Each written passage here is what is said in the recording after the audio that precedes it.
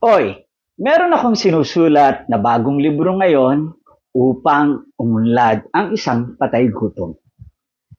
Narito ang isa sa kabanata na aking sinulat.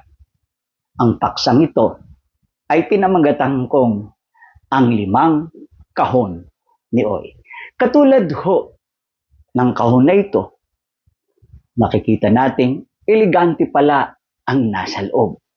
Maaring ikaw ito. You need to live inside the box. Yan ang unang kailangan nating gawin.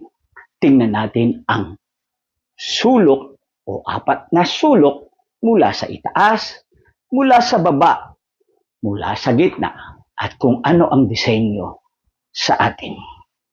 Kailangang makita muna natin yung kaloob-looban natin.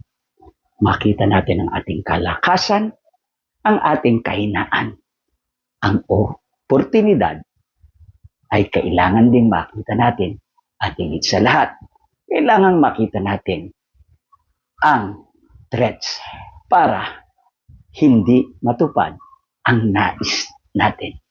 You need to live inside the box.